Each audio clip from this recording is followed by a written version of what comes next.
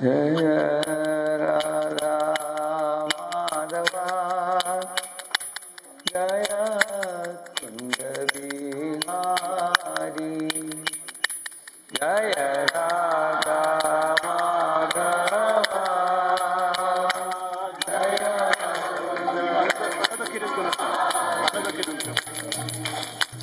जय राधा माधवा जय कुंज बिहारी जय राधा माधवा जय कुंज जय गोपी जना वल्लभा जय गिरिवरधारी जय गिरिवरधारी जय गोपी जना वल्लभा जय गिरिवरधारी जय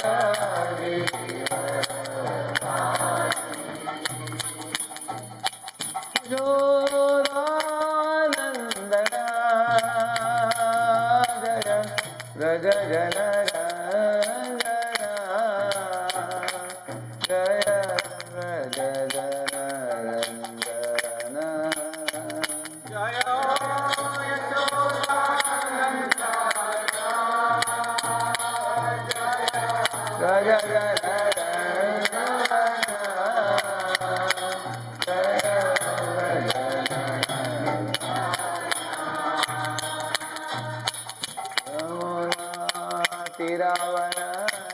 Ravanachari Jaya Kunja Bihari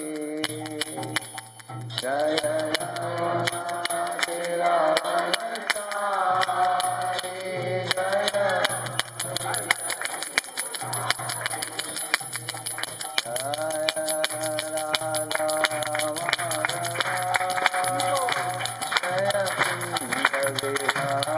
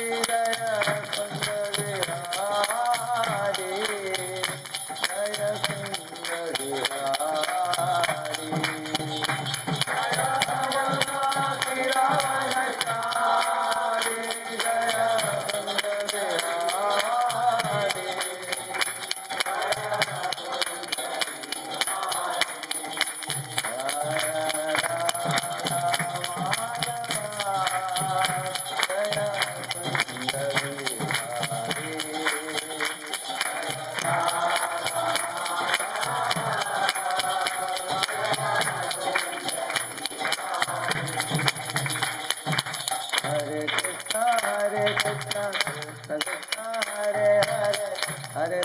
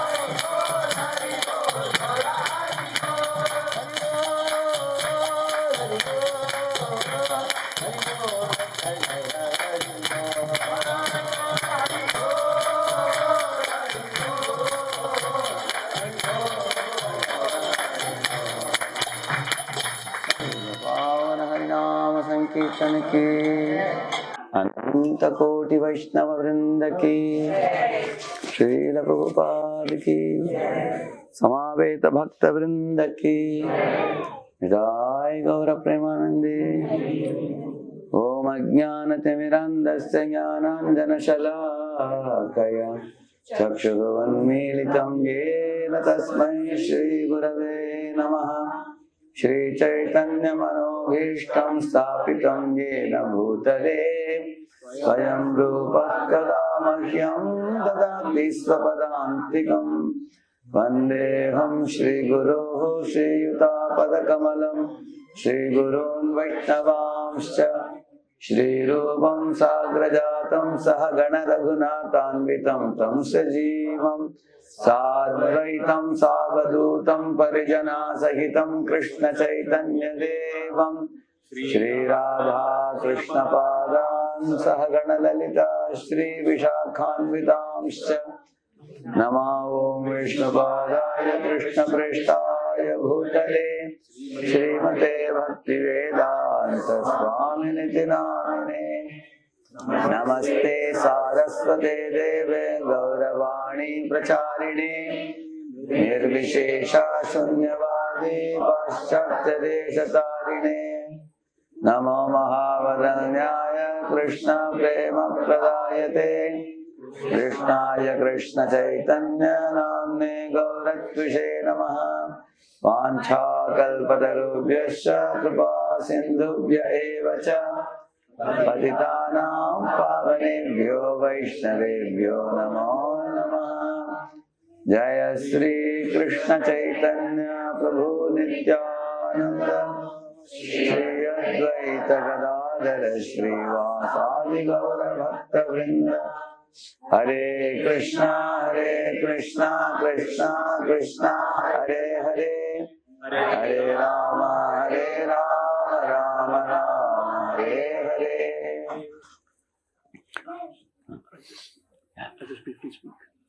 You just say welcome again. Everybody knows that. They're regular devotees only, no? I'll follow in your footsteps. Few new families. Achha. Hare Krishna. So welcome everyone for today's evening program. Despite being a weekday, Big crowd of devotees, yeah. very happy to see all of you come. Our initial plan was to have a program in a clubhouse, something like that. But we have been planning from last year. Last year we planned, we had to cancel because the clubhouse wasn't available, so I had to tell Prabhuji. So finally we decided we'll have a program wherever we can have it. So His Grace Radheshyam Prabhu, Temple President of ISKCON Pune, joined ISKCON back in 92-93 as a full-time. First of all, he was studying at IIT Bombay. Around 94-95, he joined Chopati Temple as a brahmachari. Around 96-97, His Holiness Radhanath Maharaj sent His Grace Radheshyam Prabhu to Pune Temple. Since then, it's all history. Pune Temple has been growing. Pune Temple is one of the temple where has created leaders and have sent leaders all over India, all over the world. Is you can say an inspiration for the youths, for the congregation, for the practicing devotee, and particularly if I say for myself, it's a big honor and privilege. I would say one of the best things that happened in my life is to be getting an opportunity to get trained in Krishna consciousness under his guidance. When I was asked to come for the first time to Hinjawadi, I was told that it's Radheshyam Prabhu who wants to start something in Hinjawadi. It's an upcoming place, IT corporates.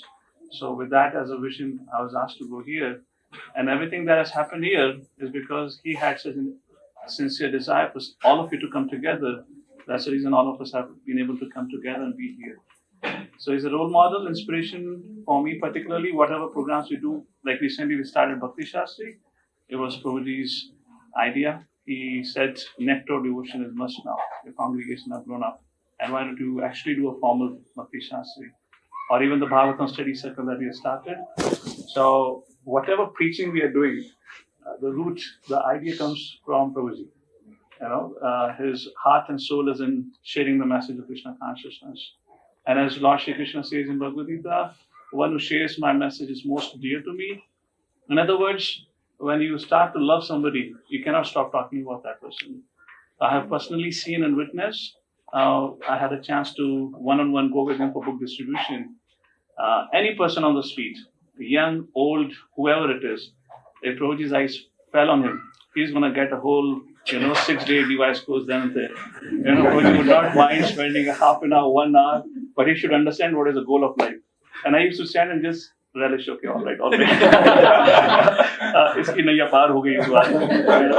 So we used to hop shop to shop, like that we'll go, and once he enters there, so there has to be, everyone will attentively listen, like that. And under his leadership, ISKCON Pune for the 3rd consecutive year, it's a big honor for all of us that ISKCON Pune has stood first all over the world in December Book Marathon. So it's not a subject matter of that, being in a leadership. He leads by an example. When he started that effort, he would go, filling a bag of books, holding it on his back, and go to station, train to train, distribute personally. And now Prabhuji's health does not necessarily permit that arduous thing. So a few years ago, Prabhuji started this Bhagavatam installation, from which congregation got an opportunity to invite Prabhuji. And like that, on that purpose, today also we have assembled as a part of Bhagavatam installation. And he leads it by his example, as I said. Every day, every morning, after evening, he was out on marathon doing book distribution. So a true role model for each and every one of us. A great honor, privilege again to have His Grace Radheshyam Prabhu. His Grace Radheshyam Prabhu. Okay.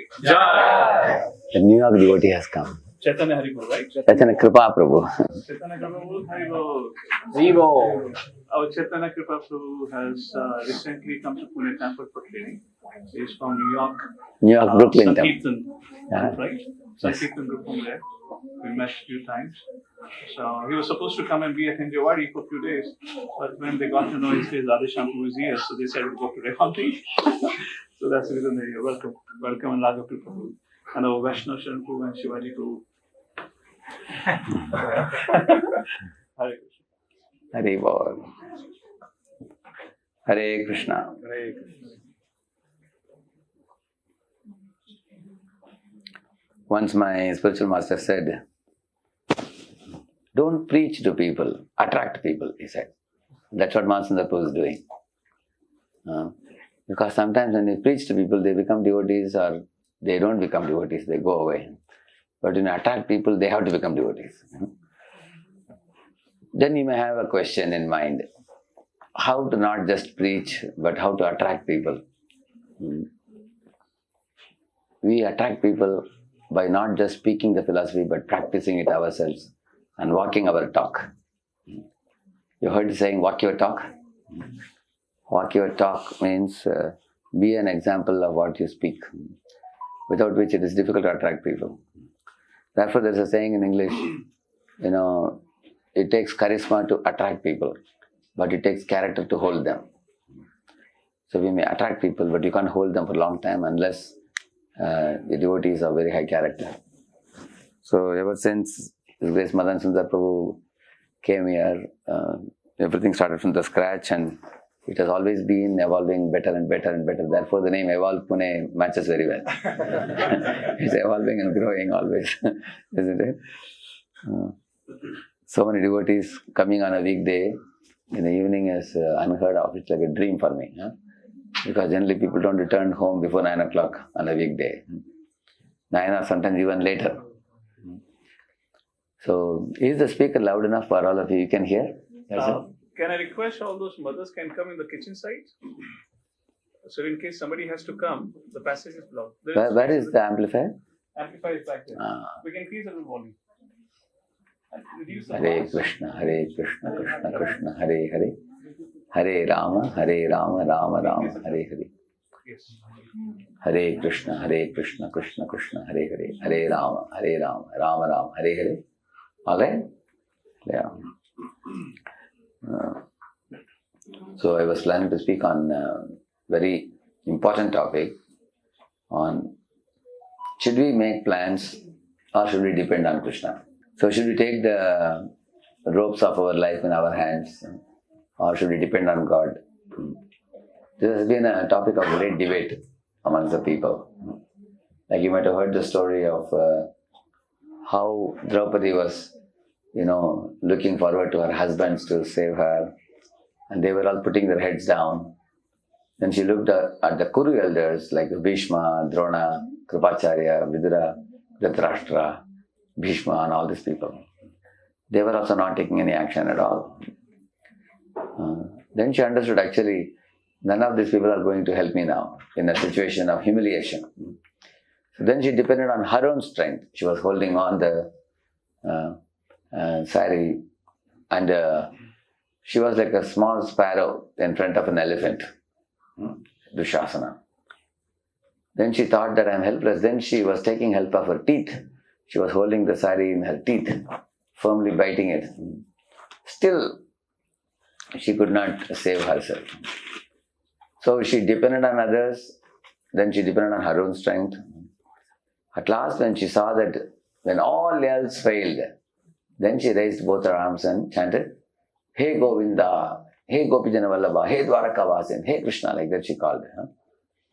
Then she closed her eyes and depended on Krishna with raised arms. Let whatever has to happen, let it happen. I leave it all to you. At that time, you know how Krishna supplied unlimited sari.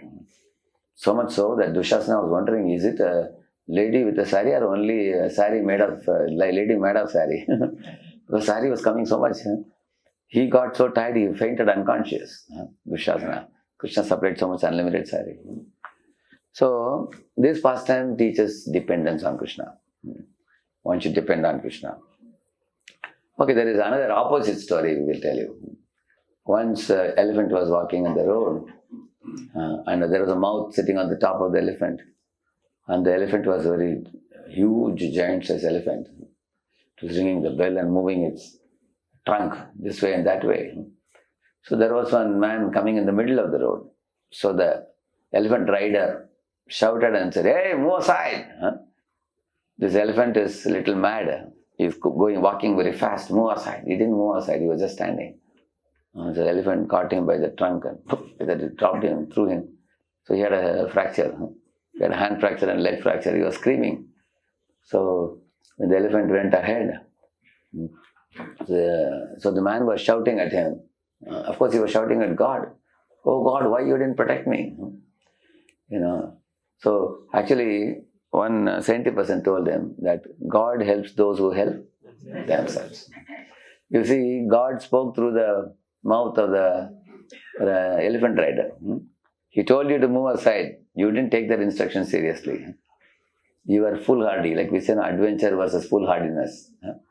Adventure is all right, but foolhardiness is, condemned.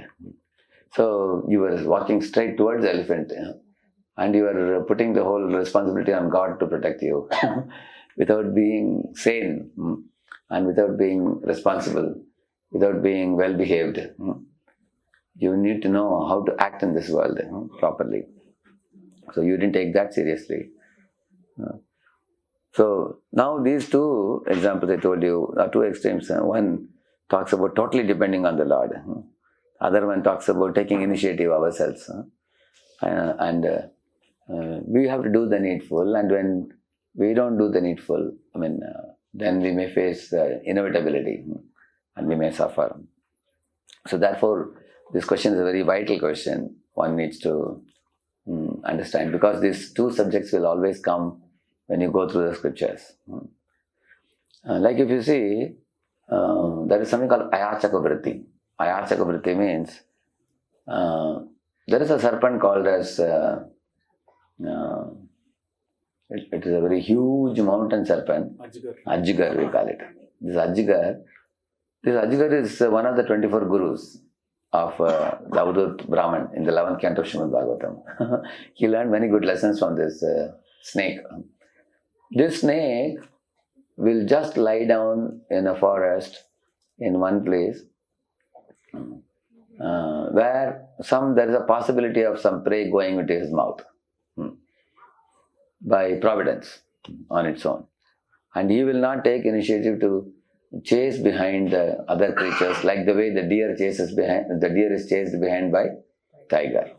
So he will not run a long distance to catch the prey, but he will just lie down. If the prey comes out of its own, then he will eat. And once he has eaten, if one more prey comes, he will not catch it and keep it for tomorrow. He will not keep. That means he is like a satisfied person. Even if a prey comes very close also, he will leave it. Because today's food is done. He will not catch. And he will not run anywhere also. He will not go anywhere to catch also. On its own, if it comes, he will accept. And sometimes he may not get prey for days together also. Then he will fast. He will not eat. So Avadhut Brahman was amazed by his behavior of the snake. So what he said, one who is saintly devotee of the Lord, they should know that this material world will bring us certain inevitable situations which may be painful for us, and we have to cultivate tolerance. Like sometimes your business will flourish. It may be skyrocketing. Other times your business may be nosediving. It may not always be flourishing. So when it is skyrocketing, people actually lose the composure and jump like a monkey. They become too excited. And when the business is nosediving, people become very morose and depressed, and sometimes get psychosomatic depression or something. They have to go to a psychiatrist, isn't it? So one has to know we are living in a world where it's an uncertain world, an uncontrollable world. Things are not only uncertain, they are also not in our control. Very dangerous world, isn't it? At least if it is uncertain, once you come to know, then you should be able to control it, but you can't control also. This corona is like that also, correct, no?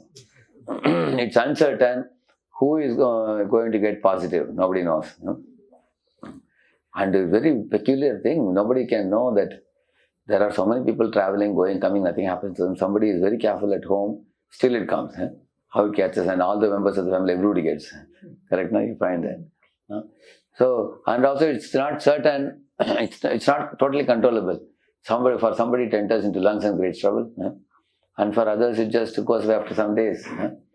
People had a good rest for 2 weeks. And then they come out, nothing happens to them. So, I'm just telling you an example. In the same manner, you will find we are living in a world which is sometimes being successful, sometimes failure, sometimes profit, sometimes loss, sometimes happiness, sometimes distress.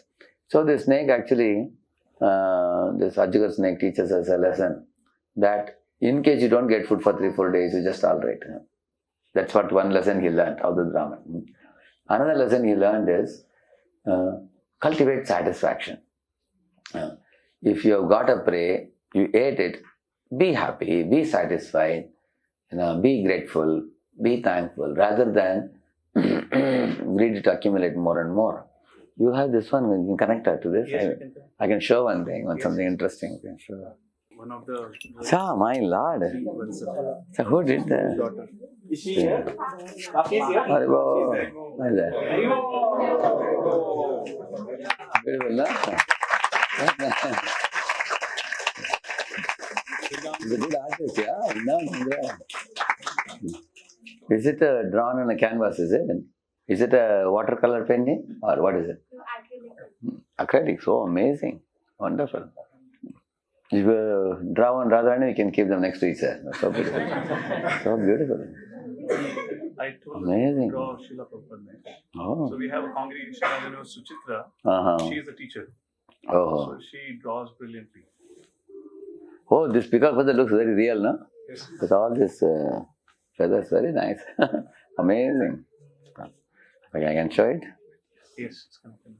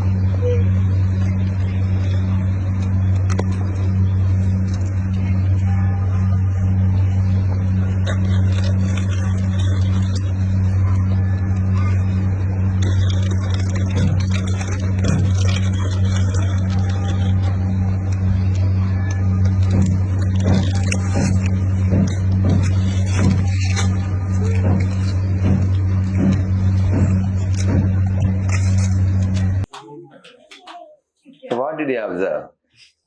Anybody? Yeah? Greed is such that it blinds us. Whatever we are receiving, we are not able to understand. We just, even if we are happy, we lose that happiness and we are wanting for more. He's saying even if happiness comes our way, we don't have time to enjoy that happiness. We are actually going on wanting more and more. He's saying. Actually, do you think this fellow is satisfied? He's not satisfied. If you actually see, he got a lot, but he could only eat a little. Very little. What he ate was very little. Maybe 2% of what he got. He was only touching the mouth and next one came. Correct, no? So, therefore, from the python, one should cultivate satisfaction. If he got his day's food, he was completely satisfied. He was not hankering for more. So, even when another prey would come, he would leave it because God has given him for my day today and he was satisfied like that. So, he cultivated tolerance when he was hungry. He cultivated satisfaction when his food was supplied. Isn't it? And also, he taught one more principle that one should not go out of the way too much to struggle to endeavor. I will clarify this with an example. A bird in the morning has to just fly a kilometer to the forest and fetch some fruits from a tree. And in the forest, you will find the trees have abundant fruits. So much so that so many fruits have fallen on the ground. You will see that. And it plucks some fruits and then it brings home and gives the nest to the birds. And they all eat and they are all very satisfied. Now, the all-loving Father, for all 8.4 million species, he has created so much abundant foods. Now, Prabhupada says in the forest, if you go, you will find so many fruits have fallen on the ground because the amount of fruits available is far more than what the birds actually need. Now, somebody may say, why is God wasting the fruits? You may ask a question. That's not very difficult to understand. Like whenever I would go home, when I'm returning from home, my mother will pack me this journey prasad. She will give almost 6 times what I need. So, and so many items also. So one time after I reached Pune, I called my mother and said, why did you pack so much? Now all prasad will go waste, I said. She said, no, I want to be sure it will not fall short. Then I said, but what to do if you give so much? What will I do? He said, give it away to others. Once your belly is satisfied, you can give it away to others. But I can see her love, which came in the form of packing excess prasad. Same way, Krishna's love is so great that he gives so many fruits in the forest that birds don't need so much. They need only a small portion of it. He supplies abundantly. Now this bird just flies 1 kilometer to get that very easily. Similarly, a man can work 8 hours a day and whatever he earns, that is Krishna's mercy. And he can actually live a very happy and satisfied life. But when we work very hard, the money that we earn extra is taken away by medical practitioners, lawyers. So many people, other people take away that wealth. Like one boy was drawing 45,000 and he was working about 14 hours a day. His company told him, if you just add 2 more hours, we'll make it 50. We'll make it round figure. So he agreed. And then the moment he started going for 16 hours job, he suddenly got stiff neck and back pain and all that. So then he had to spend every month 5,000 rupees for the doctor. So then for the subsequent 6 months, he was spending 5,000 every month. So did he gain anything? No, he gained pain. He gained. That's the only thing he gained. Isn't it? Yeah, free of cost, he got the pain. Because the money what he earned went away in that. So scriptures say that there is something called optimum. Optimum work. For example, if you have a Maruti car, 80 km per hour is optimum in Maruti. And if you are driving it at 120 or 130 km per hour, you are actually overusing the car. And you are burning out the car. And its lifespan is going to be reduced by that. You will see that. So, we don't advocate lethargy. Nor do we advocate overuse of the bodily machine. Just for material endeavor, for money making and accumulating goods of this world. But we should make optimum use of the body, to earn our livelihood and cultivate satisfaction with God-given gifts. We should cultivate satisfaction. Actually, if you cultivate satisfaction, you will experience peace and happiness rather than greed like this monkey, which is. this monkey, when I saw it, I immediately got reminded that good number of people in the world are like this. They accumulate a lot, but they don't seem happy at all. So, with all those goods, which they acquire by a lot of hard work also, like that. So, then when we talk about should we depend on God or depend on our plan? So, I will show you an article which I will elaborate upon. You can see that, huh? Yes, sir. Okay. Is it big enough? Okay. As a devotee makes plans. So this is an article by His Holiness Satyabhadas Maharaj. I've written this article. So I will read a paragraph, then we will talk. A devotee doesn't make plans. Not making plans is the first symptom of a person fixed in Krishna consciousness. How can he live without making plans? It depends on Krishna. Often when people hear that, they think, often people hear about that, they think it's utopian idea. That's because the ability to depend solely on Krishna belongs to a devotee who is very advanced. An advanced devotee may not even make arrangements for financial security. His only plan is to depend on Krishna, like that he will say. And the example is Mrigari. You all know that Narada told Mrigari to break the bow, and then Narada told him, you chant Hare Krishna and everything will come to you. Now, again, I will tell you two extreme examples in this. Once upon a time, Akbar and Birbal went to a forest for hunting excursion. And it gradually became almost 12 o'clock. So Akbar suddenly thought, when they stopped their horse under a tree, Akbar said that, you see, it's 12 now, we generally take lunch by 1. But by the time we reach our place, our palace from here, it's going to become 3 o'clock. It'll be very late. So we'll be very hungry. How are we going to have our lunch today? Birbal saw, oh, it's 12 o'clock. It's time for my Gayatri and now I have to chant my 16 rounds. He said, this is my time to chant God's name. So he said, I'm going to sit under the tree. I'm going to chant now. But Akbar said, but what about the food? Birbal said, first let me complete my round, then we will think, he said. And Akbar got on the top of the tree, and from there he saw, and near a mountain he saw a hut, he saw a house. So he decided to go there for lunch. So he left behind Birbal and he walked alone.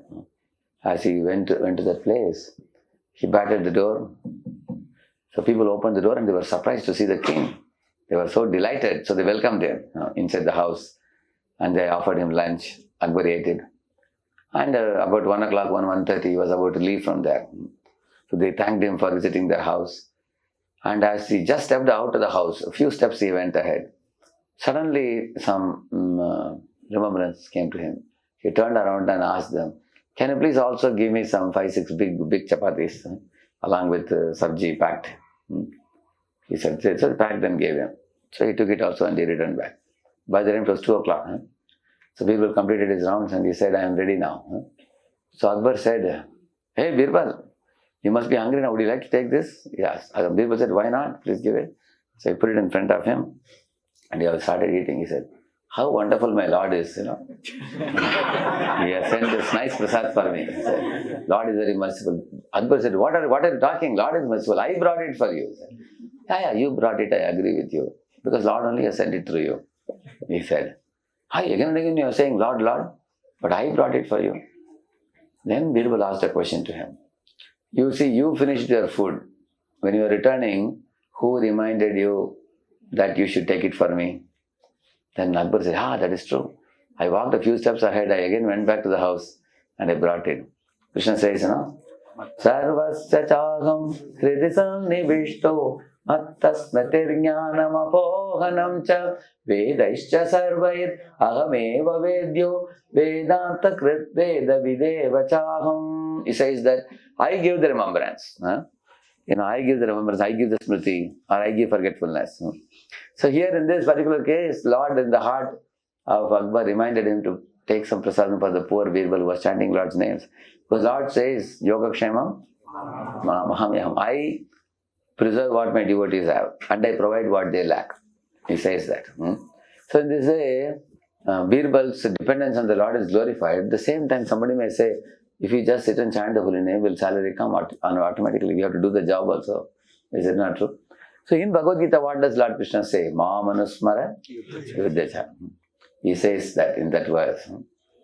He says that Arjuna, you are a warrior, so you should fight the battle. At the same time, remember me.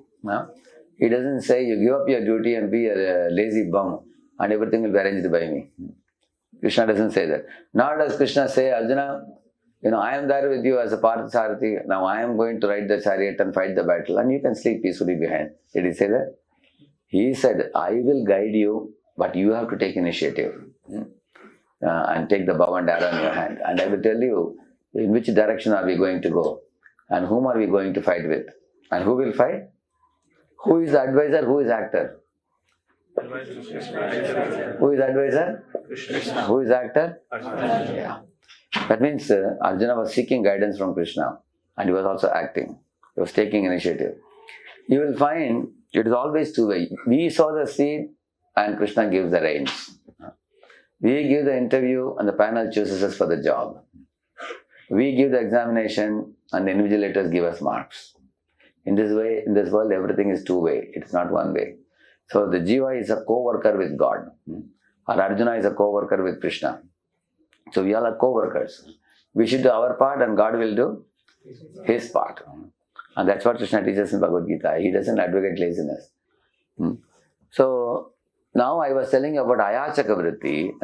Further I was giving the example of Madhavendra Puri. Madhavendra Puri, it is said that he will never even beg alms from anybody's house, wherever he went. Then you may ask, then how does he live? He adopted Ajigar Vritti. Therefore I told that example of that snake, Ajigar. What does that mean?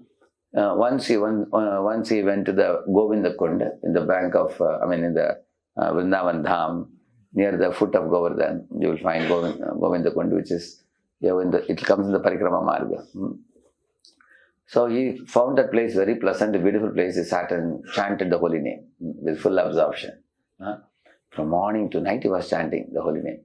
Because great personalities like him, when he is sitting in the Govinda Kund and watching the Govardhan, they will be reminded of Krishna lifting the Govardhan, and performing the Leela beautifully. He became so delighted and absorbed. For him, food was secondary. He just started chanting all day. That evening, Krishna came there in the form of a covered boy. He came and gave him a pot of milk. And he told him, Gosai, in this village, nobody goes hungry because it's Vrindavan. Anybody comes to Vrindavan, the Vrajavasis gives them Brajaroti. And sabji they give him. Because when you go to anybody's house, they will give you. Nobody will say no to you. And if somebody doesn't beg from any home, for such people I come personally. Therefore I have come to give you, he said. Please take this milk.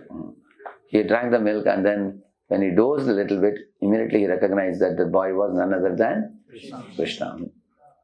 So he adopted Ayachaka Vritti. But if you see, later on, 6 Goswamis, they didn't adopt Ayachaka Vritti. They adopted Madhukari. They went door to door. They would collect rice, wheat and all those vegetables and all. And then they would go to their hermitage and they would cook it and offer it to Krishna and take prasadam. That's what they did. Why this difference? Because Madhavendra Puri did not have any organization or any matha or anything like that. He was single. He totally depended on Lord, whatever the Lord arranges. He would just, whatever comes up his own way, like Ajigar I told you. Few days you don't get any food, just drink water and chant, that's all. But the Goswamis had a great mission Lord Chaitanya had given them. The Lord had told them that you go to holy place of Vrindavan, excavate the holy spots, and establish temples, install the deities, write spiritual literature, and worship the deities and preach to people how a Vaishnava should live, what should be the lifestyle of a devotee. So in this way, he gave them a very great mission. Who? Chaitanya Mahaprabhu. So to fulfill the mission, the Goswamis lived in Vrindavan. In fact, they lived under different trees, different days. They didn't even live under the same tree because they become attached to one tree, my tree, So they lived under different trees, yeah. And also they did Madhukari. Madhukari means whoever gave some grains or fruits or vegetables accepted. And they lived a very simple life.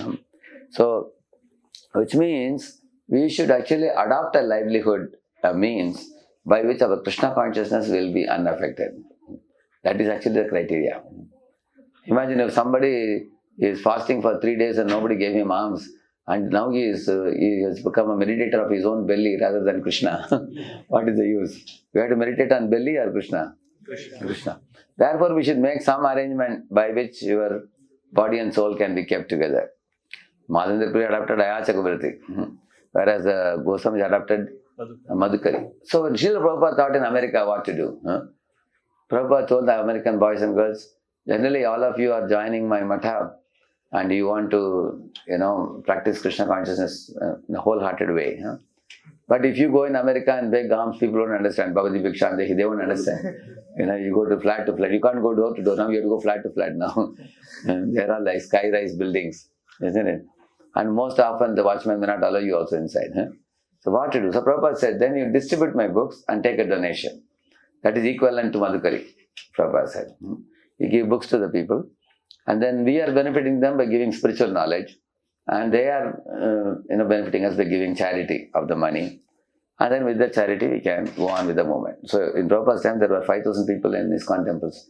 So Prabhupada said, we have 5,000 people living in our temples. And none of them go for any job, he was telling. Prabhupada says in one lecture, he says. And all of them are distributing books, distributing holy name in Harinam Sankirtan.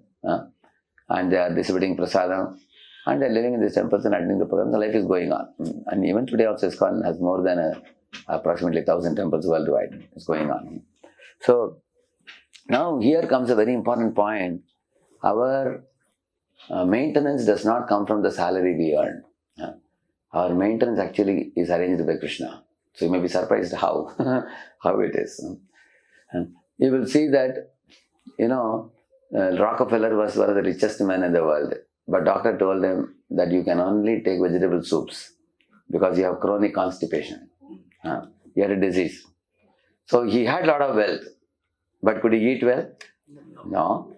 Even though he was multi-billionaire, he couldn't eat well. On the other hand, you find there are people who are very poor who eat very well, isn't it? Yeah, who eat very well, you can see that.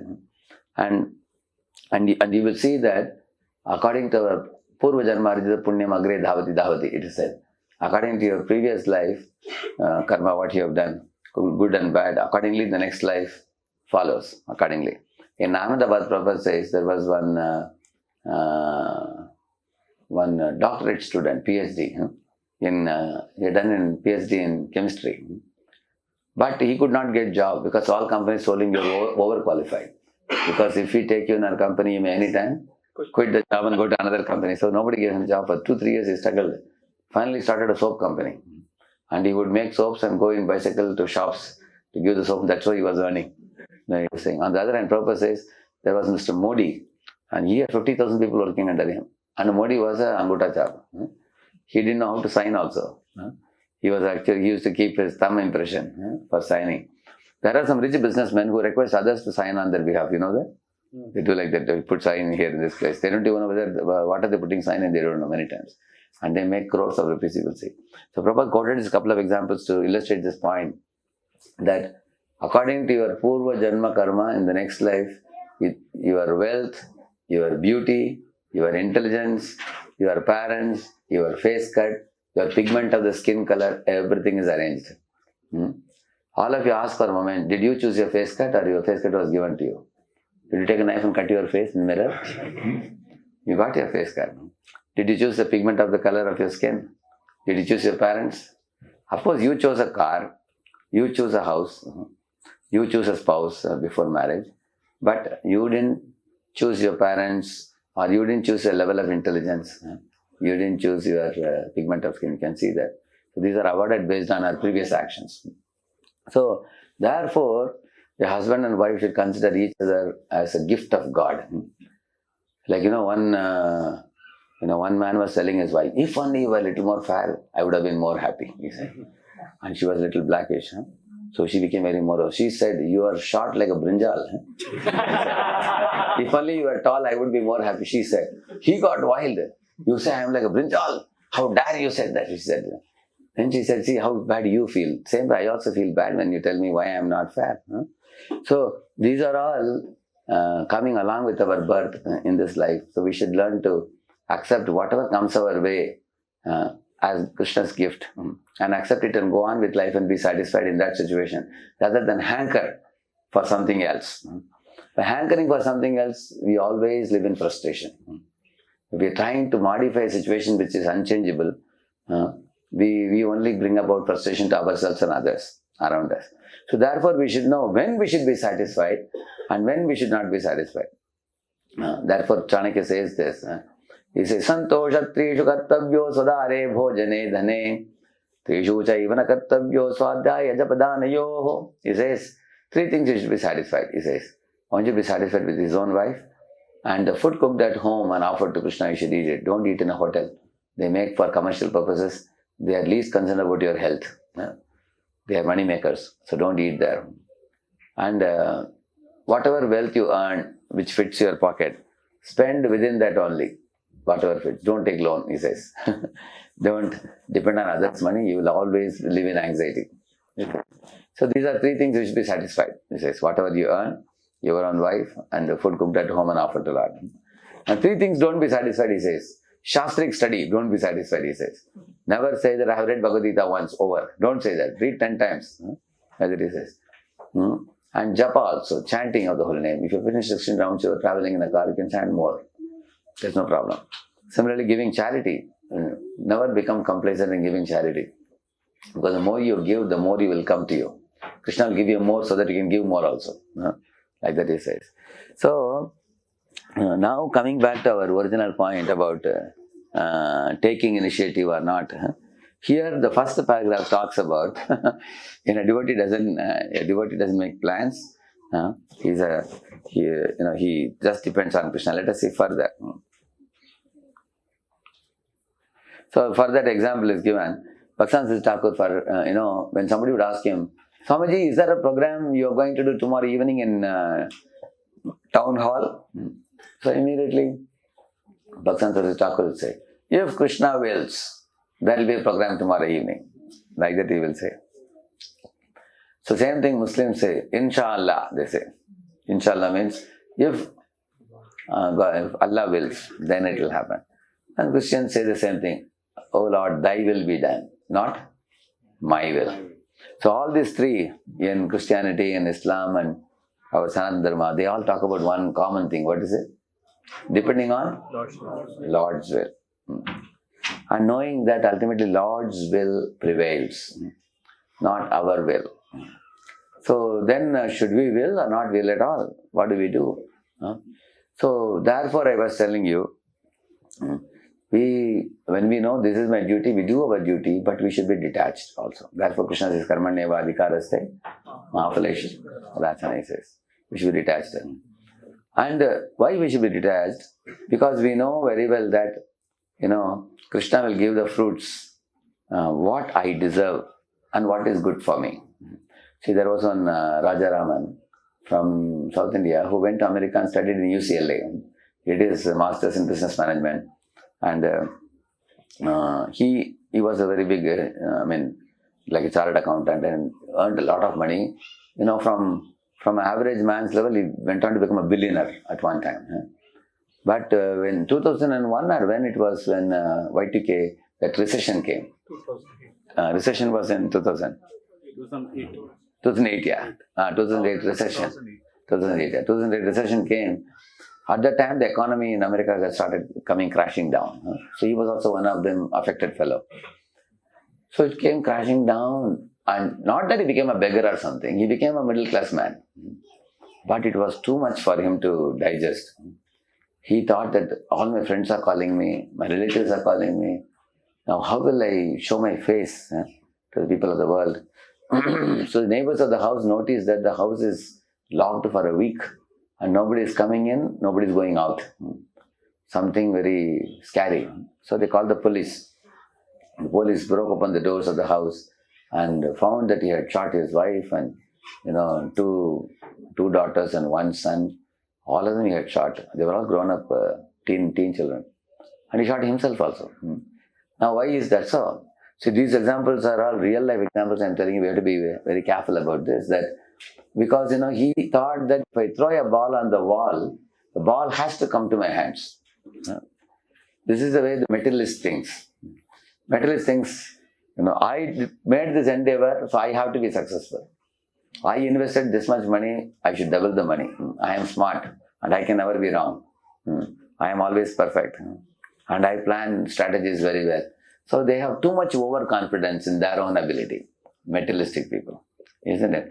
But what devotees think, I am throwing the ball, but not on the wall. I am throwing ball to Krishna. So Krishna can again throw back the ball to me and give me results, 100%. I made an effort, he gave me 100% result. Or if I throw the ball, Krishna keeps the ball with him. He doesn't throw it back to me.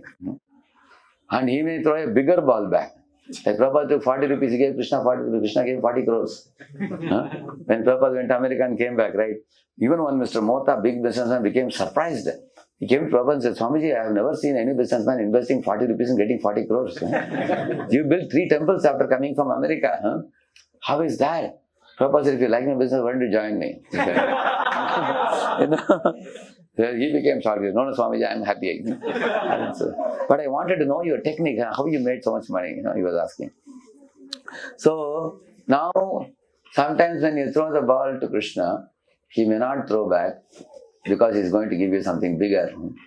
Or he knows that if I give him too much, he may hurt himself. So he may not give. So devotees have a firm faith that my effort and Krishna's mercy.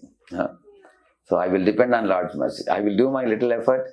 After that, it is up to him, whatever he wishes. Whatever he gives us is mercy. And that mercy may come in various forms. And a devotee is ready to accept. Sometimes it may be very pleasing to you, palatable to you. Sometimes it may not be palatable or pleasing. And a devotee accepts, knowing that this is what is good for me.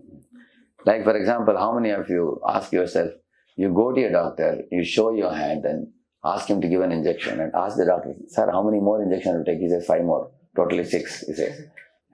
Every day you go and take it. Somebody will tell you, are you not foolish? You're going and showing hand to a man, he is putting a needle in your hand, it is causing so much pain, he's your enemy, don't go there if somebody says. You will not listen to them. You know very well that this person is my well-wisher. By giving injection, is curing some disease in my body. Similarly, devotee knows, even while practicing Krishna consciousness, if some pain comes to me, but I know very well that this pain is ultimately for my good. The injection may cause pain, but it is actually curing my disease simultaneously. So devotee has firm faith in that. Therefore, devotee doesn't think the life is always a bed of roses. Life sometimes may be a bed of roses, sometimes a bed of thorns. A devotee is ready for anything. Because it depends on Krishna. That's the meaning of depending on Krishna. Depending on Krishna means seeing the hand of Krishna. That's the meaning of depending on Krishna. So, when a devotee sees the hand of Krishna, then it is not very difficult. One day in Radha Kunjibari temple, I was sitting in the morning japa time. So, on the head pujari that time, came to the manager and said, Prabhuji, there is nobody to dress Radha Kunjibari today. He said, the manager asked, who was the pujari fixed? So he said, Prabhuji, one pujari was fixed, now he is feeling feverish. He is not able to come. So he said, then tell another pujari. No, Prabhuji, I told another expert pujari, because in those days only 2-3 people could dress Radha Kunjibari very nicely. He said, Prabhuji, I am telling the another devotee, but he's not listening what to do. So therefore told the manager. So then the manager called him and said, Prabhu, you see, he has fever, why didn't you dress? He said, Prabhuji, why is he telling me just before japa, Prabhuji? You should have told me yesterday. Nobody in this world likes a last minute assignment. He should have told me, how many of you don't like a last minute assignment? Correct, now it's a good number of us. That's what he also had. See, Prabhu, if you told me yesterday night, I would have got up at 2 o'clock in the morning, finished all my rounds, and then I would have dressed the deities. Now you are telling me at 5:30, just before I am starting chanting. So I will not come, the devotee said. So therefore he came to manager. Manager went and persuaded the devotee, Prabhuji, please, you only have to go, nobody else can dress with the Radha Kunjibari deities. He was like crying with the nose. He said, no, Prabhuji. If he had fever yesterday night, why he didn't tell me? Then that head was telling that, Prabhuji, night he was alright, morning only he got fever. Still he wasn't. Then they brought the matter to me. Then I called this devotee who is capable of dressing the deity. I took him outside. I said, Prabhu, imagine if your spiritual master calls you and requests you, can you please, because spiritual master is the one who engages disciples in the deity service, we say Sri Vigrahara Dhananityanana Singara Tanmandiramad. I told him that. If he tells you to dress Radha Kunjibari, will you dress or not? Why not, Prabhu? Maharaj tells me, how can I say no? He said. Then I told him, imagine if Radha Kunjibari themselves come to you and say, would you like to dress us today? And decorate us with beautiful ornaments? With one of the most favorite dresses that you have in your temple. Will you do or not? Prabhu, will ever Radha Kunjibari will tell me like that? He asked me. I said, why not? In case they tell you what you will do, I said, Prabhu, I will fall at their feet and tell them that whole life I will dress them. I said, yes, that is why they are calling you today. I told him like that. He said, but nobody told me. He said, see, Radha Kunjibari has inspired that Pujari in their heart to go and call you. So you are the chosen one. There are 2 more Pujaris. Why he didn't go to him? Why he came to you? Because Kunjibari has told them to come to you. Really, Pujaji said, yes. Have faith in it. Lord actually wants you to do the service today. Immediately he ran inside. He dressed. Because earlier he could not see the connection. Now he is seeing connection. Similarly, all of us should know that actually you may be serving under somebody, but ultimately you are serving your spiritual master and Srila Prabhupada and the Guru Parampara. For that pleasure you are serving. Some, one Mataji had a tussle with another Mataji. She gave up the service. So the senior Mataji called this Mataji and said, Mataji, why you have given up such a nice service? You are doing so well.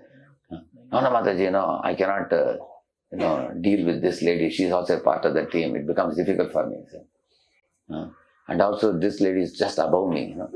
I am supposed to report her and look at her face. I don't feel like reporting to her. She was telling. Then the Mataji said, you are not serving her. You are serving your spiritual master. You are serving Prabhupada. She said, really? Yes, because your service ultimately goes to them only, It goes to them and ultimately goes to Radharani. Radharani gives to Krishna. Now if you give up your service and go away, then who is the loser? You are the loser. You are losing service. Like in a village, people, then after passing stool, they go to a pond and they clean the back. Correct, no? Imagine if somebody becomes angry with the pond and says, I will not go and clean the back of the pond. Who is the loser? Correct, no? He'll be stinking. Correct, no? That's correct, no? Similarly, we don't do service, our heart will not be cleansed. So we suffer. Therefore, even if I have a superior with whom I cannot deal with, I have difficulty, I may know that there may be multiple people above me, but ultimately Krishna is all attractive. And Radharani, she is the service awarder and the service receiver. Therefore, ascending service and descending mercy, we say. So if my service is ascending up, then only mercy will descend down. So there may be some intermediate people who may be of different natures. Just because she has this svabhava, he has this svabhava, I don't have to give up my service. Therefore, you have to see the connection. So you will see that a devotee of the Lord will do one's best ability. And because we see hand of Krishna, we will close our eyes and happily serve in whatever circumstances we are put in whatever situation we may be put in. A devotee's eagerness for service cannot be thwarted by any material impediments. Therefore it is said, a good dancer does not blame the stage, it is said. A good Mataji who cooks well doesn't blame the kitchen, utensils. It is said, a good singer, does not blame the mic or the sound system. Similarly, it is said that a good devotee of Krishna, they will never blame the situations or the people for their lack of service. They will render service happily. So, 2 things I have emphasized till now. One is, we should do our part and leave Krishna to do his part.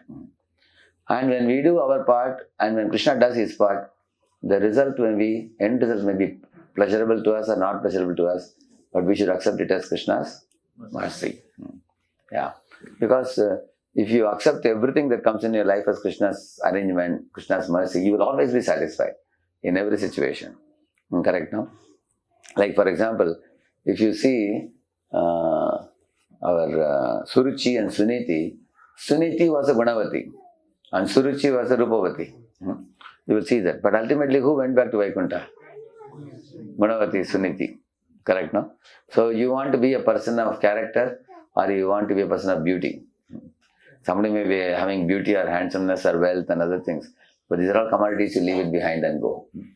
But if somebody has devotion, somebody has character, they actually attain the perfection. So, therefore, when we pray to Krishna also, we should pray for things which are eternal, everlasting, imperishable, which will actually be valuable to please the Lord, rather than ask for perishable temporary commodities which may be glittering. Therefore, we say all that glitters is not gold. Maya's glamour is for fools, it is said. Correct, no?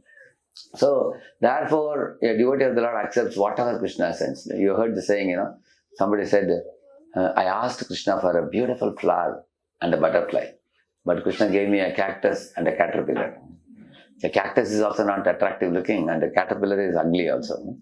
But eventually, when he patiently waited, what happened? When the caterpillar, what came?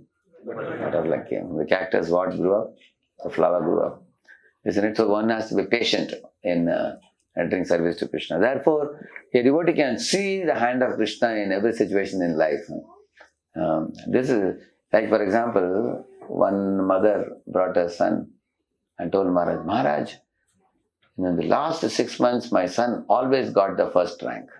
Like that she said, never he missed the first rank. And after she went, Maharaj was talking to brahmacharis, Maharaj was telling, see, sometimes always getting first rank may not be good, Maharaj said, if it produces pride, he said. Sometimes Krishna makes him get second rank or third rank, and he laments a little bit, he becomes a little more humble.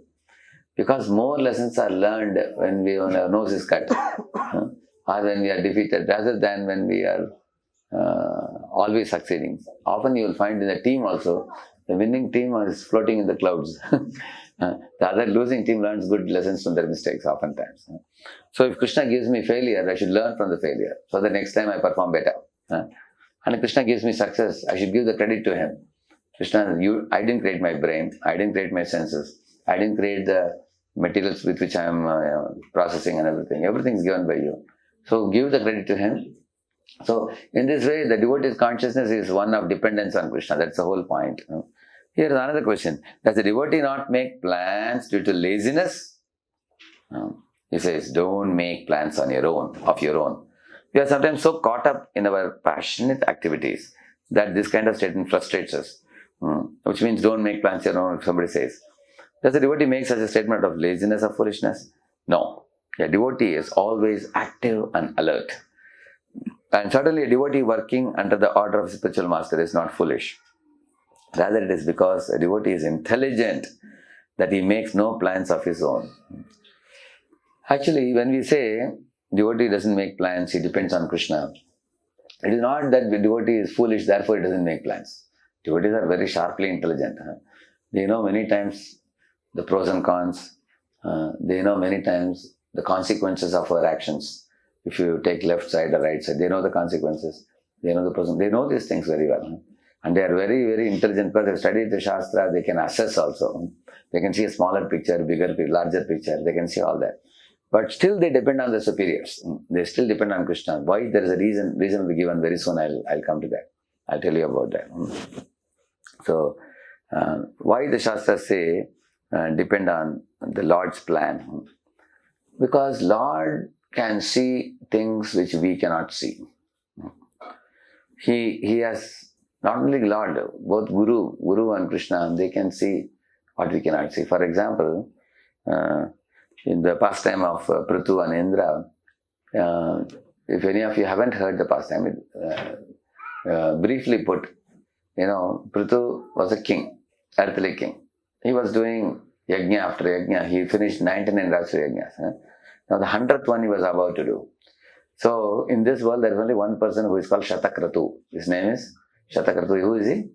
Indra. He has done 100. He has put centum. He has got a century. He has put. And so he got a special name called Shatakratu. And nobody can match him. Most of the kings do 3, 4, 5, 10 yajnas they may do. But Prithu was a very special personality. Why? Because Prithu was a Shakti Avatar avatar.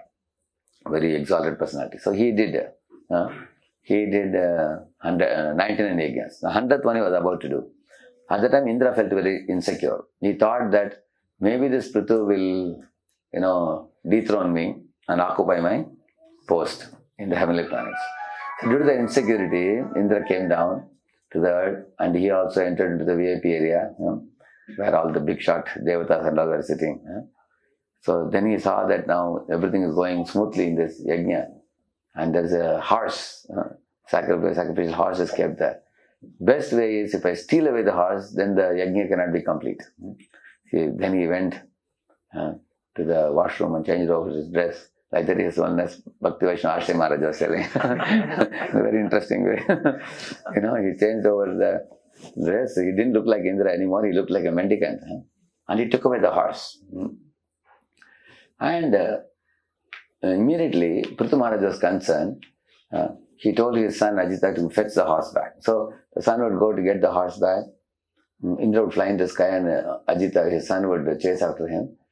And then Indra would drop the horse and go away. Then he would bring it.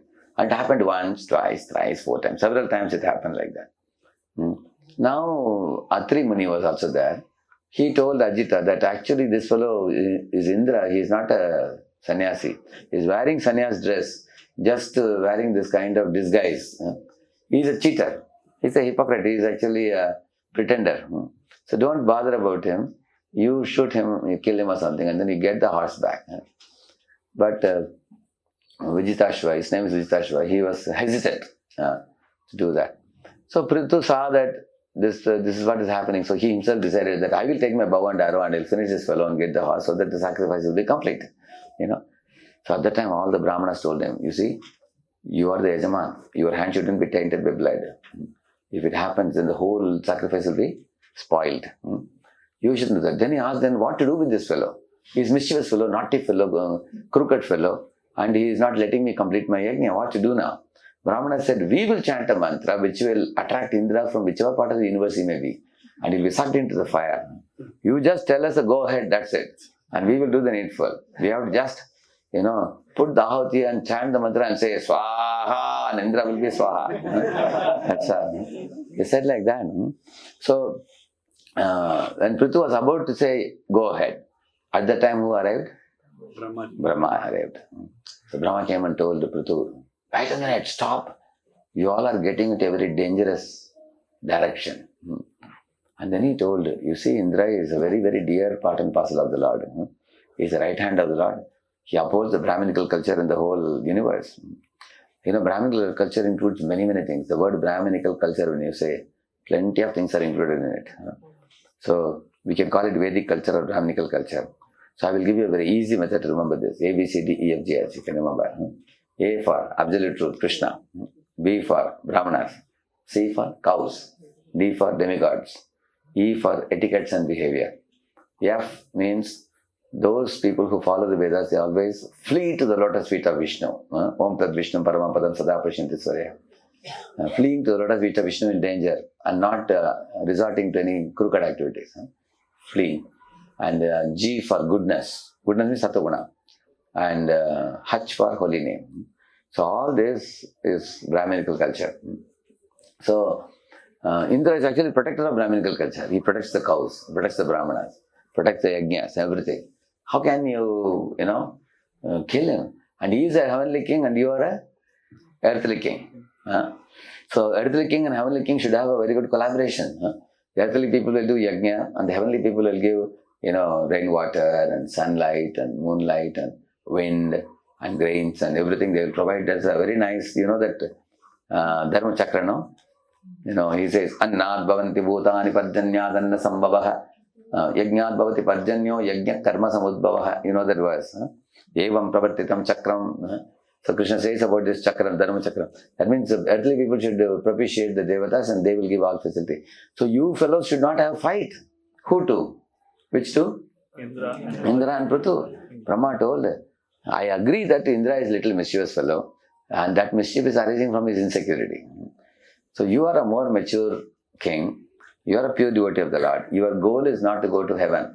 Your goal is to go back to Godhead. So those who want to go back to Godhead, are they mature? Or those who want to go to heaven and be a king in the heaven are mature? Back to Godhead. So you are supposed to be more mature. So don't act like this. Stop this, he said. And Prithu immediately agreed. So now when I read it first time, it was very unreasonable, I felt. Because who did the actual mistake? Indra Reddy. Who should be thoroughly punished? I said, if I was there, I would have caught Indra. I would have caught him by the ear. Hey, what are you doing? And I will tie up Indra and tell him, you see the 100th yajna will be finished, but he will not occupy your post, don't worry. That's what I thought of telling Indra. If I was there in Brahma's place. Later on I understood this pastime, why things were done like that. You see in the home also, if there are two kids, if any of you parents, you have bigger kid and smaller kid. Say smaller kid plays with teddy bear, but bigger kid plays with a tricycle. But sometimes the small kid, is mischievous. What he will say, Bhaja, can you give me a tricycle? Then I will give him a teddy bear. But what he does, after sitting in tricycle, he will keep teddy bear out of it. And big brother will ask, hey, you said you'll give me this? Oh, no, you won't get it, get lost, he will say that. And the elder brother is naturally more strong. He will try to pull the teddy bear from his hand. So what the younger one will do? Like that he will start. And the lady is in the kitchen. She is getting, disturbed. So now you tell me, whom will she correct? Why? Elder one didn't do the wrong thing. But why is she correcting elder one? Who can say? He is more mature. He can understand. But the younger one cannot be made to understand. In fact, she will scold the elder one only. And the elder one will say, Mama, he's taking both. He's taking tricycle also, teddy bear also. I know it. You give it to him and you come here, I will talk to you, she will say. So she will take the elder son away from the younger one. You've seen that? Mothers do that. So this is called as right beyond right. What is it? Right beyond right. Right beyond right. So if you see, Prithu taking the bow and arrow and going to kill Indra because Indra is mischievous, that is right. But Prithu agreeing to not kill Indra, obliging to Brahma's request, is right beyond right. See, in certain situations, we may know what is right, but in order to preserve your relationships, you may compromise with somebody. Well, simple example I'll tell you. For example, the wife is asking the husband, say, I told you to bring this in the market today, you didn't bring it. You forgot. Husband, you never told me, husband says. She says, in the morning I told you, she says. And the husband says, you must have told your friend, not to me. Now she is saying, hey, how can I prove it? I think in future I have to record everything I speak to you. Back and forth it goes like that now. So sometimes both of them are trying to prove that I am right. And the other person says what he says? He is also saying I am right. Both are trying to prove. So instead of that, what one can do, one out of the two can give up. Husband may say, you see, I have a very faint memory, I don't remember. I tend to forget. I'm sorry. Maybe you told me I don't remember. She said, very good, now you admit it. Henceforth, don't forget, take a notebook and pen and note down all this. She may say. And husband tolerates it. And the relationship continues peacefully right now. So, husband knows that she didn't tell. But he admitted. It's called right beyond? Right beyond right. Because he is more concerned about relationship rather than proving. See, everybody in this world, nobody wants to improve. Everybody wants to prove only. But if you want to improve, you are really growing in life. Maybe anybody thinks, maybe I could be wrong. Maybe, my memory has cheated me. That is actually a wiser person, more mature person, actually. So you will find, that's why you will find that, here Prithu had a plan to finish 100th yajna. See, it is very difficult for a person who has already made up his mind to do something, for him to not do something. Like, one person came, this person had written in a notebook, and he wanted to publish it as a book. And the written things are all very inspirational. It's basically inspirational thing. Now this inspirational thing, if you publish, you have to think about whether who will buy, who is the customer and other things and all. But this person has already made up his mind to publish it. Correct, no? There are many people who publish the books even without editing also, even correcting also. If you have made up your mind to do something, it's very difficult to stop it. How many of you have experienced this? Correct, no? That's very difficult. For some people, it's almost like you got a pressure, you went to bathroom, now you cannot stop passing. It's like that. That much it is for them. No, I have made up my mind. With full vigor, like in the train, you will find when a unit train comes, how people are gushing out. Like that, some people make up their mind to do them. For them only, this is very special class. That means, we should be ready to take a U-turn and go in certain situations. Like Prithu Maharaj, actually it is so tempting. 99 yajnas I finished. I want to do 100th one. Who in this world will not want to make a century? Therefore, His Grace Gauranga Darshan Prabhu had given one interesting title. How 99 is greater than 100? When people see this title, they are wondering, how can 99 be greater than 100? And therefore people want to know the lecture, what it is.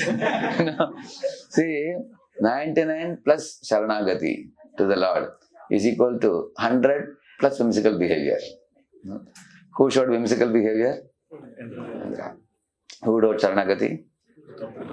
Therefore, when Lord Vishnu came, Vishnu was having one hand on the shoulder of Garuda, another hand he was twirling a lotus, and he was so beautiful looking with his mukut and kundal and bluish form, and he was smiling at Prithu, and Lord was glorifying Prithu several times. And after speaking to Prithu, now the Lord was about to go back, and the Lord was actually not able to keep the feet on the ground also because he was floating, because Lord's the form is transcendental forms. He was floating above the ground. So Lord was about to go. Again he stopped and looked at Prithu. What kind of man this man is made up of? What a kind of, Lord was very amazed by his quality. Why? First of all, Prithu was ready to forgive Indra. Although Indra did mischief. How many of you feel it is very painful for you to forgive a mischievous person? So I used to say, if a person is good, I'll forgive. Mischievous, I cannot forgive. People say like that, no? So he was ready to forgive a mischievous person. Not only that, he was ready to forget it also. He didn't even mention it. He didn't tell Indra. When Indra came with Vishnu to offer obeisances to Prithu, Prithu didn't even let him offer obeisances. He lifted him up, And he didn't even quote to him that, hey, why did you steal my horse fight? And he didn't ask him. He didn't quote it. He was ready to forgive and forget. And not only that, he embraced Indra. That is called friendly. So therefore, how to forgive, forget and be friendly. How many of you say even the first step is difficult? Correct, no? Yeah. That means he was so aligned with Lord's plan. He understood that what will please my master Vishnu is if I cooperate with Indra. If I forgive, forget and be friendly. And similarly, you will find many times we pick up quarrel with somebody. But we have to always think, what is the end goal of all my activities? To please my spiritual master, to please Prabhupada, to please Krishna. So will they be happy with what I am doing? If they won't be happy, then I won't do it. Because my goal is not immediate success in proving to somebody I am right, you are wrong. It's a very immature behavior it is. Rather, we have to think about long-term effect of our behavior. One should think. Therefore, a devotee actually does not make his own plans. Prithu never made his own plan and said, hey, my dear Brahma, why are you coming correcting me? Usko correct karo. Go to Indra and why are you correcting me? He didn't say like that. I have made my plan, sorry, I can't change it. He didn't say like that. Some people very politely say, they will speak very softly but very adamantly also. You have seen people like that? Adamant soft. So our Govind Prabhu used to call us soft hard. Externally they will appear soft. Internally, they will push their opinion. It's my opinion will win like that. They will push their opinion. And the other people are hard soft. Externally they will be hard like a coconut, but inside they are very soft. Little bit crack the coconut, they will agree for whatever you say. They will be like that. That's another category, correct, no? And some people are soft. Whatever you say, they will flow with it. No problem. Some people are hard. Also, you can never crack them at all. They'll be brittle like a bottle. So, therefore, when we talk about this topic of, will, we should be bendable, pliable, flexible, adaptable to Lord's will. That's the point. We should be like a Bisleri bottle or a brittle bottle. Brittle bottle. Flexible, yeah. Like you see, if you have a glass ball, rubber ball, you throw a glass ball, break. Throw a rubber ball. So Prithu was like rubber ball. Therefore, Lord advised him. He was very adaptable, malleable in Lord's hands. You know the name malleable? You can make plate, malleable metals. So when Lord sees, here is my devotee who is very malleable, such devotees will go back rewarded very easily. Because they are very malleable in Lord's hands. They align with the Lord's plans. And the most important thing is they are ready to give up their own opinion and agree to Lord's opinion. That's the most special thing. If you cultivate this quality, it will be very helpful in this world also. For example, we have Janmashtami meeting. One of the leaders has come up with a menu. This is what we should make for Janmashtami or something like that, or some festival like that. And the other people also want to tell other menus. Somebody says South Indian, somebody says North Indian, somebody says Gujarati, somebody says Bengali items. Different people say different things. So sometimes in the meeting, our ideas may be fully passed, or it may be half passed, or it may be totally rejected. So imagine if my opinion is totally rejected, immediately get up and walk out. Hey, what's the use of this meeting? Nobody accepted my idea. So they are very brittle fellows, correct now? On the other hand, if you say that not my idea, not your idea, but a better idea, or a combination of the idea, or none of these two ideas, some other idea. So in this way, if we are very malleable, flexible, that type of flexible attitude is very helpful, both in spiritual life and in managerial life also. You will see that. So therefore, it's not that the devotee doesn't make plans due to his laziness. He's very intelligent.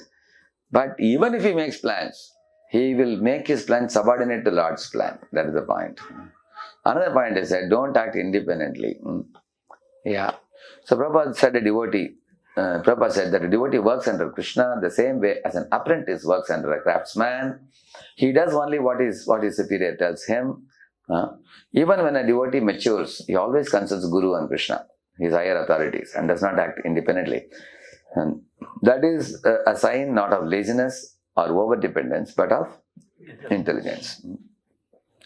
Now, some of you who are independently thoughtful devotees sitting here, you may think that, oh, this is some kind of, force or some kind of pressure put from top down on us, that we have to always consult Guru and Krishna and higher authorities. And what do you mean to say? You may say that means you have no freedom at all. You have to be cloned by people above, and you just have to blindly do what they say. Then what is the use of my intelligence? What is the use of my creativity? What's the use of my innovation? People ask like that. But actually you will see, Prabhupada's Guru gave him an order. If you ever get money, print books. And how Prabhupada fulfilled that order, if you see, when he went to America, first he printed the book Easy Journey to Other Planets. Because at that time, Americans were trying to go to other planets. So he printed the book, so the book went like hotcakes. And subsequently printed many, many books, more than almost 100 books he published. Now, did his Guru give him the title of the books? Did his Guru tell him how many pages each book should have? Did Guru give him the subject matter for the books? And did Guru tell him what pictures to put? Did he tell him? That means, inside under the umbrella of instruction, there is freedom for innovation. That you can understand. It is not that when the instruction is given, your hands and legs are tied, you are blindfolded, and you have to just do what you are told to do. Some people really become very upset with this. But there is abundant innovation opportunity, freedom also. And also you will see, if a subordinate actually is willing to listen to the good instruction of the superior and forgoes his own personal idea, he wins the heart of the superior so much that the trust is extremely developed. So much so that the superior gives free hand to the subordinate to do things of his own. That means the freedom increases by the building of trust. And the trust increases by the subordinate's willingness to forego his own ideas and be willing to be open-minded to the superior's ideas. Like you will find, for example, Narada is such a subordinate to Lord. Lord has given him a veena also.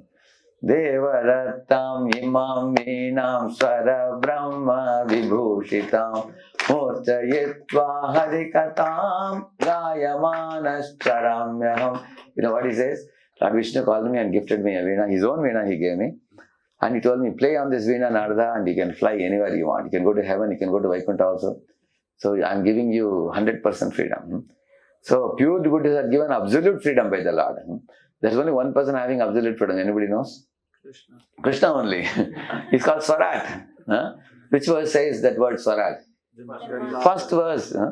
But then how Narada got absolute freedom? That means Narada has zero resistance. When you have zero resistance to aligning with Krishna's will, you get absolute freedom as good as Krishna. What to speak of as good as Krishna? You even control Krishna by your love. For example, Aghasura's mouth, when it was open, the coward boys were running inside the mouth, and Krishna was shocked. Actually, Lord didn't want the coward boys to run into the mouth of Aghasura because he knows it's a very big snake. And if Aghasura closes his mouth, they will all die. And but coward boys are clapping hands and singing a song, and they were saying that in case this is a snake, anyway, we have Bakari with us. Who is Bakari?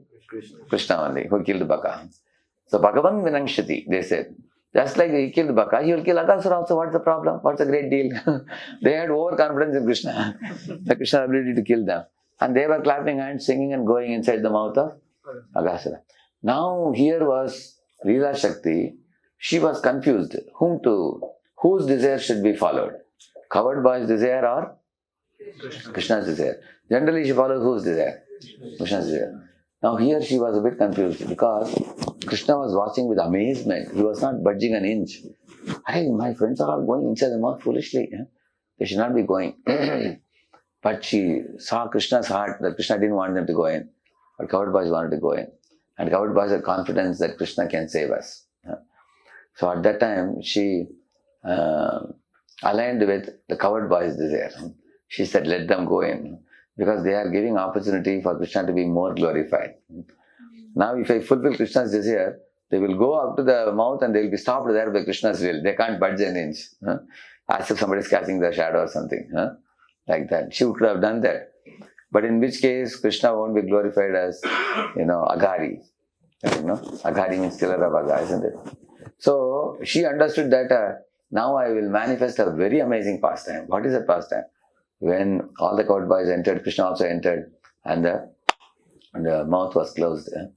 So at that time, the challenge for Krishna was very great. Why?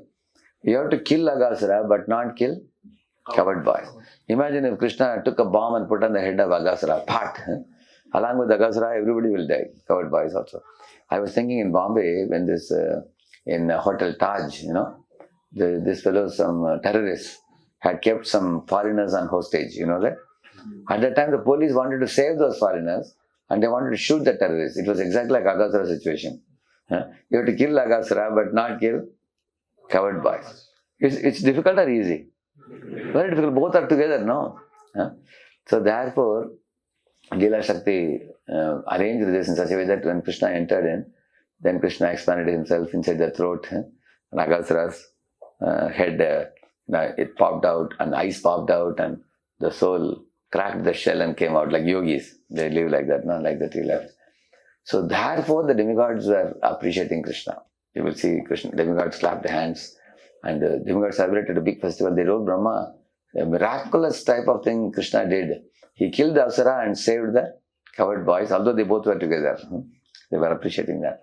But the point I was about to tell you, if a devotee follows the will of Krishna, then later on Krishna agrees to follow the will of devotee. If a devotee has a strong desire to manifest, like for example, devotees are telling, coward boys are telling Krishna that, look at this forest of Talvan, there are very fragrant fruits there, Krishna. We are all very hungry, please take us there. Do you think it's true?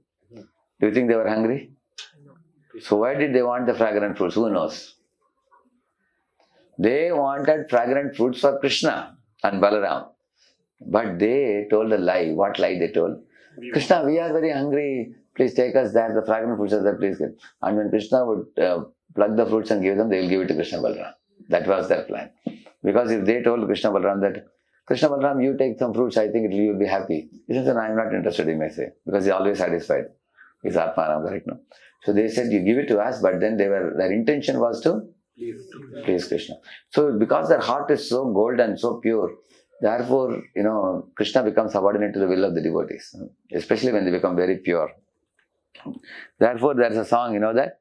Dina Bandhu Dina Nath Mere Dori Tere Haath. You know this song? You know what he says? Devotees are saying, my dear Lord, my dori is in whose hands? Your hands. That's what Arjuna said.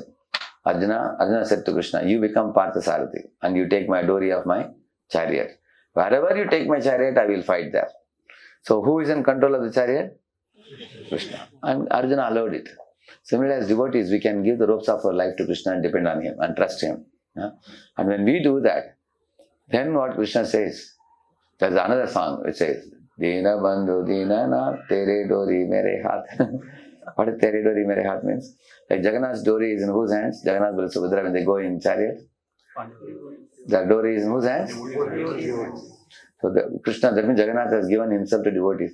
Actually, he has a very important duty in Dwaraka. But Vrajavasis are pulling him to Vrindavan. And he is unable to say no. How many of you have experienced that when you have a thick and very near and dear relationship with somebody, you want to say no, but due to sentimental relationship, you are unable to say no. How many of you experienced? Same problem Jagannath had also. He was a lover of Vrajavasis. So he couldn't say no to them. He said, "Arey, bahut kaam bacha hai udhar Dwaraka mein. I have to go to office." Sometimes if a wife and children tell a man, "Don't go to office today, we want to talk to you." He will have so much work to do, but he stays at home, correct? No? Ultimately love wins, correct? No? Yeah. So in that way, that's what Jagannath is excited like this, as you say. Because on one hand, he has worked in Dwaraka, on the other hand, he is pulled by love from Vrindavan. So that means he becomes subordinate to the will of the devotees. So this is a very advanced platform. In our platform, we should not tell, see, even Krishna is subordinate to the love of devotees, I am a devotee, all of you should agree with me. We should say that? We should not say that. Actually, in our stage, what we should do? We should always find out how to align with the will of Guru and Krishna. And always, that is the point here. The devotee doesn't make plans not due to laziness. The devotee is intelligent. But a devotee is willing to align with the will of Guru and Krishna and bend his will. So one example I gave you. What is the example I gave you? Prithu and Indra. I can give you hundreds of examples. Another example I tell you. Arjuna did not want to fight the battle of Kurukshetra. But because Krishna ordered him, he fought the battle. Dhruva Maharaj wanted to kill the enemy of the Yaksha enemy who killed Uttama, his brother. But on the order of Swayambhu Manu, he refrained. He stopped killing. See, Arjuna wanted to not fight, he was told to fight. Dhruva wanted to fight, he was told not to fight. And Priyavrata, he was sitting in Gandhamadana Parvat, not willing to marry. He wanted to be a renounced order under the guidance of Narada. But Swayambhu Manu and Brahmaji came. So they all came and discussed, and then they told him that you have to become king of the world. So he obliged. He put aside his opinion and agreed to be king of the world. Because there was no one else eligible at that time. Correct, no? And so you all can repeat this verse, we'll conclude. Uttamaschintitam kuryat proktakari cha madhyamaha adhamo ashraddhaya kuryat na kuryat uchcharitam pituhu. See, this verse says Uttamaschintitam kuryat. The top class devotee is one who understands the mind of the master and acts accordingly. Like for example, Hanuman, after Lord Ram told Hanuman to search Sita and give that ring, which he did already. But then he was inspired to do one bonus service also, which is putting fire to Lanka. Correct, which he did also. And Lord Ram embraced him and appreciated him for that, which means boss was pleased. Boss was not displeased. So the Uttama, that means he could understand the mind of Rama. Heart of Ram he could understand. Very advanced platform. Similarly, when Sati wanted to go to her father's house for Vajpayee Yajna, Daksha's house, Shiva did not want to go because Shiva was insulted by Daksha before. At that time, all the Anucharas of Shiva Parvati were bewildered. They were wondering, our master doesn't want to go and she wants to go, and we are on whose party? We are on Sati's party or in Shiva's party, what to do? They were looking, it's like sometimes children are torn between two and mother and father have a quarrel or something. They're looking at whom to follow. Finally, what the children do? They start crying. Then immediately quarrel will be over after that. So that's what happened to Shiva and Sati. Sati wanted to go. Shiva said, if you want to go, you go, but I am not coming. So they were wondering what to do. But they were so intelligent. They understood the heart of their master. They immediately brought the Nandi bull, made Sati sit on that. They put a palki over that. They gave the parrot in her hand. All arrangements were made, and along with her they all went. And they were fully confident that Shiva will be happy if you go with her for her protection. They were very... And Shiva was indeed pleased with them. Because ultimately Sati is Shiva's better half. How will he want to see her not cared for? He actually wanted them to go and offer her protection. That means they understood the mind of Shiva. So they are which class devotees? Top class, first class. And the Uttama Chintitam Guryat. You understand the mind of the person and you give. For example, when you are serving sweet also, say sweet rice you gave and they finished one vati. Again you give second time. Third time you give, they're saying, no, it's all right, others also have to take. You say, no, we have abundantly. What does that mean? Yeah, they remain taking one more vati they take. And then they have finished prasadam, they're sitting, and the last round of sweet rice comes. They may say, Prabhuji, I have eaten too much, I already have taken 3 vatis. But the sweet rice is so wonderful. I can't say no, but at the same time, I have taken also a lot. What to do? They ask, what does it mean? Want. One more they want. Correct. No? On the other hand, somebody says, no, they take the patala and no, I cannot eat. What does it mean? That's all right. So that means one has to know the heart of the person whom you are serving. Correct, no? So, in this way, and the second one is Proktakari cha Madhyama, which means, okay, whatever you are told to do, you do that. Jo bola so karo. That's the second class disciple. Whatever I am told, I am ready to do it. I will not act independently. Whatever I am told to do, I will do it. And third class disciple is Adhamo Ashraddhya Kuryat. Means, he will do the work half-heartedly. Why? Because he will say that my superior has discarded my plan and he is telling me a new plan, which I don't like. Anyway, because he is boss, I have to obey. But I will reluctantly do it. Half-heartedly do it. And the boss also knows this fellow didn't fully obey me. He has done the work half-heartedly. He will give him little taunt also. It happens like that, correct?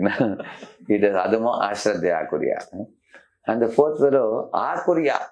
Some people, even after being followed up, you follow up. Finally, you say, I could have done it myself. I don't know why. And that person says, yes, Prabhuji, that you should have known before.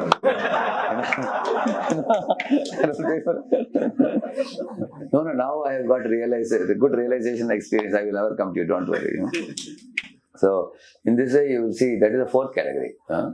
Therefore, we all eventually come to know who is who. Correct, no? So, we should be in which class? Second class. Until second class. Top class is very rare. One who understands the heart of the master is a very, very advanced platform. At least we should be willing to do when we are told that I don't want you to do this, I want to do this. Be willing to bend, be flexible. It's not wrong for us to propose our ideas, but we should be detached. And be willing to align with the desire of the master. One last thing, when we are all coming in a group, we should also give respect and weight to the ideas coming from various Vaishnavas, because various Vaishnavas are actually speaking the heart of Krishna. Krishna speaks through various Vaishnavas. So if majority of Vaishnavas are feeling we could do this instead of that, then we should agree. So like for example, when Ashwatthama was to be killed, Arjuna told Krishna that I can kill him right away now, but I want to consult Draupadi, he said. So when he went back, Draupadi saw Ashwatthama and remembered his father, who is Dronacharya. And she told Arjuna, don't kill him. And Yudhishthira also accepted. And she gave 6 reasons. Dharmyam, Nyayam, Nirvedikam, Samam, Mahat, Karunam, and all that she gave. And he heard all that. But Bhima was very much adamant on seeing him killed. So Bhima and Krishna were on one side, and Yudhishthira and Draupadi and Nakula Sahadev, they were on the other side, 4 versus 2. Of course, 2 means 1 is Krishna also. Very weighty personality that side. But finally, Arjuna saw here and there. Krishna told Arjuna, see, you should do something which will satisfy whom? Everybody, he said. Ultimately, we should make an effort to satisfy all the Vaishnavas. So then Arjuna was an intelligent devotee. He understood the mind of Krishna. Then he cut off the jewel on the Ashwatthama's head. And everybody was satisfied. And our Bhima was satisfied that he has been humiliated. For a Kshatriya, humiliation is worse than death. So he was also satisfied.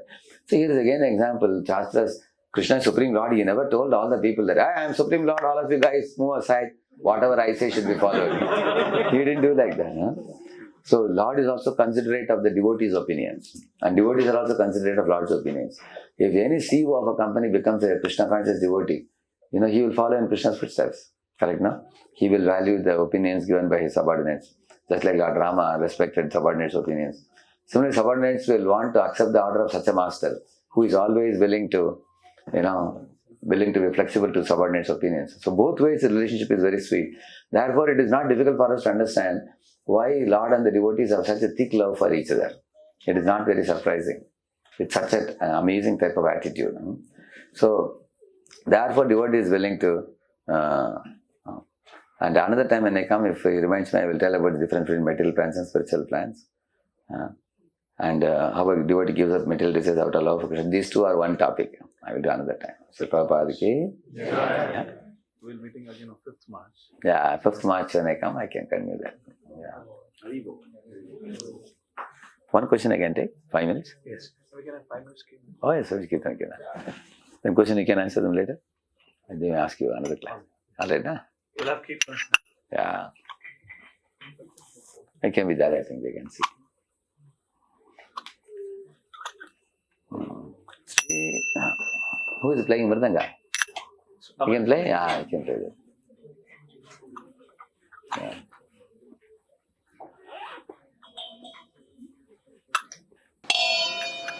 Namo Vishnu Padaya Krishna Prestaya Bhutale Srimate Bhakti Vedanta Swami Iti Namine.